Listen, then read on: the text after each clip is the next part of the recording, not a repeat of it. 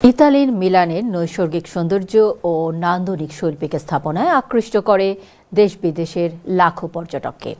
ইতালির মিলান থেকে আরও জানাচ্ছেন আমাদের সহকর্মী রিয়াজুল ইসলাম কাউসার।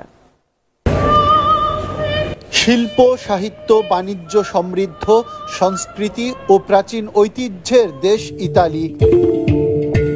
আর নৈসর্গিক সৌন্দর্য ও নান্দনিক শৈল্পিক স্থাপনার নগরী মিলান, যেখানে রয়েছে প্রাচীন ইতিহাস ও ঐতিহ্যের নিদর্শন, যা দেখতে দেশ বিদেশের দর্শনার্থীরা ছুটে আসে এখানে কেবলই মনের টানে স্বপ্ন পূরণে। আমি বাংলাদেশ থেকে এসেছি। অনেকদিন ধরে ইচ্ছা ছিল ইতালি শহরটা দেখব।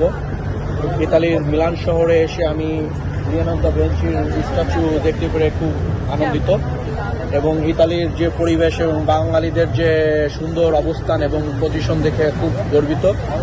তো ইতালি শহরটা ঘুরে আমি খুব আনন্দ পেয়েছি। ইতালি শহরের এই সৌন্দর্য এবং সংস্কৃতি এবং ঐতিহ্য দেখে আমি আসলেই নিজেকে অনেক ধন্য এবং গর্বিত বোধ করছি। ইতালীয়দের মানবিক আচরণে মুগ্ধ ইতালিতে বসবাসরত প্রবাসী বাংলাদেশিরাও। দীর্ঘদিন যাবৎ আছি।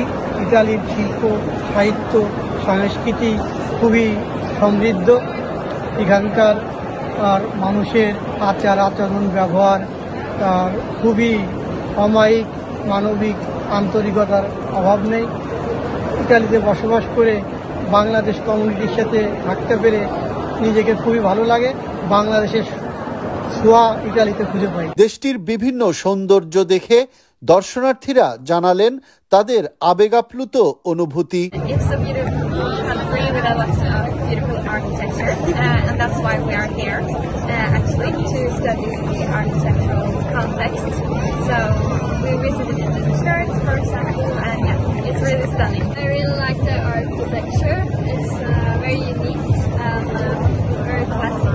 মিলানের প্রাণকেন্দ্রে অবস্থিত পিয়াসা দোমোর প্রাচীনতম ঐতিহ্যের নিদর্শনগুলো দেখলে সত্যি মনকে সজীব করে তোলে পর্যটকদের।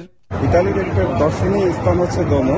এখানে মানুষ আসে তাদের সৌন্দর্য এবং আশপাশের যে দৃশ্যগুলো দেখে মনের যে আবির্ভাবটা উপলব্ধি করার জন্য, এবং স্বস্ফূর্তভাবে দর্শনার্থী এখানে দেখে। এখানে আসলে তাদের মন মানসিকতা অনেকটা ভালো হয়ে যায়। গ্রীষ্ম, বর্ষা, শরৎ, হেমন্ত, শীত ও বসন্ত সব ঋতুতেই দর্শনার্থীদের থাকে উপচে পড়া ভিড়। আর সে কারণেই ক্রমশই গড়ে উঠেছে এখানে বিভিন্ন ব্যবসায়িক প্রতিষ্ঠান। তাই তো বহির্বিশ্বে ইতালির মিলান বাণিজ্যিক নগরী হিসেবেই পরিচিত। নৈসর্গিক সৌন্দর্যের দেশ ইতালি, প্রাকৃতিক সৌন্দর্য এবং শৈল্পিক স্থাপনা কেবল এক নজর দেখতে দেশ বিদেশের দর্শনার্থীরা এখানে আসেন কেবলই মনের টানে স্বপ্ন পূরণে। Riazul Islam Kawsar, TV one news, Milan, Italy.